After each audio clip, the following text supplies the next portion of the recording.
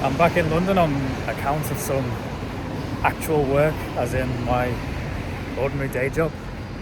But I'm going to catch up with you guys a little bit later, where hopefully I'll explain the pleasure side of being in London and hopefully show London when it's a bit more Christmassy for those who can't visit, and of course make all of the usual sartorial pit stops.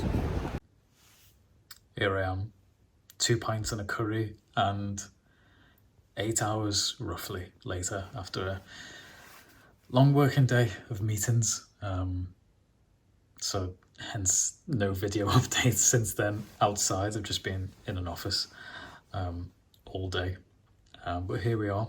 So standard Premier Inn. For those who are from the United Kingdom, you'll be familiar with what a Premier Inn looks like.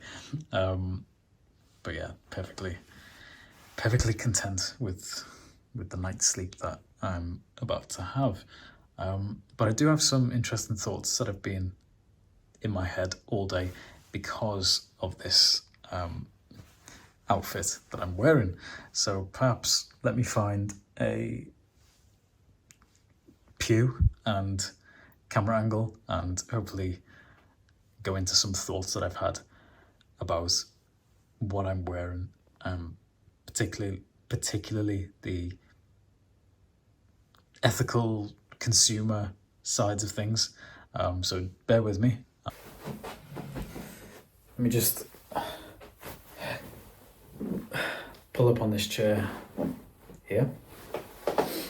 Okay, so I've kept the coat on deliberately to make a point, which is all of the items that I'm wearing right now are from a brand called Suitsupply, and many of you probably know Suitsupply. It's quite big in America, started in the Netherlands, I believe, and it's made its way to the United Kingdom. And in the menswear community, and I use that in partial quotation marks, it divides opinion. So some people think that it is just mass-produced, sort of machine-made, cheap labor, look-alike luxury items, which are maybe not so luxury. And then there are people on the other side, such as me, who think that actually for those entering the sort of the slightly higher end of menswear and who want to pay more for 100% quality items, that Suitsupply is actually, a great brand in that beginner bracket.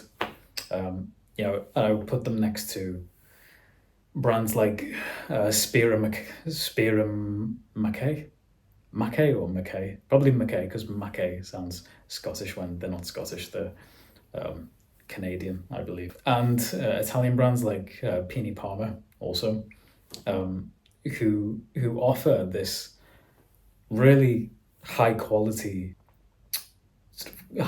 garments produced in a cheap way. And there was an interesting Twitter post by Derek Workwear, or Die Workwear, I think is his name. Derek Guy Die Workwear, the elusive serial tweeter, or Xer, maybe as we should say now. And he wrote a post this morning or yesterday, sort of clarifying like why menswear brands, those who strive for quality, suffer at the moment, or at least they struggle a lot, which is that a large factor of the price of a single product is where it's made, because of the labor costs and the rent costs. Usually they're probably the two biggest factors in the price of a product. So when people say, oh, that jumper is £150, it's too expensive. But the words expensive usually imply too expensive. And what do people mean when they say too expensive? They mean, well, I can't really see the justification. It's not value for money. But I think that's just a lack of ignorance, probably. I mean, it's one thing to know the price of something, but it's another to know the value of it. And so that's where the cost is factored in. The design costs, the sustainable, ethical labor force involved in making that product is a huge one. Whether you make something in the UK or you make it in Portugal, Spain, Mongolia, Bangladesh, Pakistan, China, a lot of that comes into question.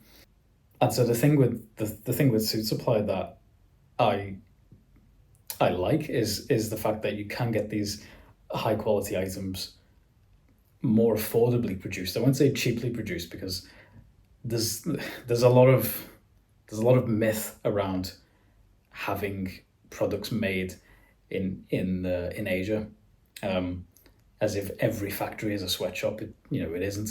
It's just the labor costs are lower. You can get a lot of high quality items made. So, for example, brands like Suitsupply or even Luxia, for example, they will make a garment made to measure based on mills and fabrics from Italy or Britain, but have them finished, put together in the likes of China or Bangladesh, for example. And I don't see anything wrong with that per se, because all that it does is bring the final cost of the product down because of the labor costs, so that the brand can still make a profit and sell the product for consumers at a lower price, so that the entry to the menswear tailoring community, that sort of barrier to entry, is lower. And I think that's quite important, because the chances of somebody who is not into menswear whatsoever, who is used to paying £100 suit or £20 jumper, whatever it might be, the chances of somebody like that just automatically jumping to a £6,000 bespoke suit from Savile Row, it's slim to none. So there has to be something in the middle, or even right at the start, which takes them all the way along that journey. And I think brands like Suitsupply and, as I say, others like Spear and Mackay, Pini Palmer, although Pini Palmer is produced in Italy, where naturally the labour cost will be a bit lower than in the US and in the United Kingdom. But so that's why I think you should consider these brands when you want to expand your wardrobe. Of course, there is some snobbery in sort of in the menswear circles and community towards this, but I think it goes both ways. There's a pointless snobbery. It's like, well, if you can't afford a £6,000 bespoke suit, then just go away. Don't bother. But everyone's, especially nowadays, the economic situation is just so different for everyone. So it's a bit like, who are we to judge? That's not to say that there's no limit on that. There does have to be a point where we say, actually, no, this is cheaply made, bad quality stuff, zero craftsmanship. It's made purely for profit, not to last, not for longevity.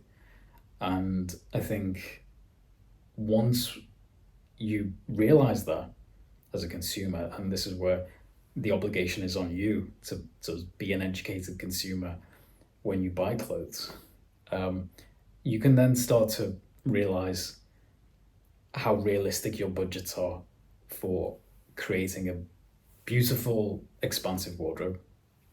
And sort of that's my 2 cents for the day. I'm just going to take this overcoat off so that you can perhaps appreciate the let's just put that there for now, the sort of the fit overall. So this, for example, is a jumper that I bought just over a year ago, actually, probably longer, like last September 2022 or whatever it was. And I think it was about £159, something like that. I might be lying, I don't know. But it's a pretty chunky piece of knitwear. It's a lot thicker than anything else I have. It's, I think, 95% merino wool with 5% Mongolian cashmere. So really warm against the elements. And so, the £159 for that is about what you would realistically expect to pay for such a quality item. There's no synthetic materials in this whatsoever. And I think that's what matters, really. You have to get to a point where you see the point in paying that extra bit of money. Like spending £200, £300 on just knitwear alone, never mind £2,000 on an overcoat or a blazer or whatever it might be. And so whenever you see in the forums or on YouTube or in real life, and you encounter kind of some of the snobs who say, well, you should buy better, you should save up. Why are you spending £200 when you can spend £2,000? I say, well, okay, but it's it's not as easy for everyone. Everyone's in different economic situations. But that is my thoughts for the day. I appreciate this is discursive for the last 12 minutes or so. Terrible lighting, I appreciate that, but hopefully these sort of topics are interesting to you, for those who have any kind of passion towards menswear, tailoring, clothing. And what are your thoughts, essentially? I'd like to hear what people think. Are you a Puritan when it comes to clothing? Do you think we should only buy the best, or should we buy the best that we can afford? Which is obviously going to be different. So that is the question, really. But let me know what you think.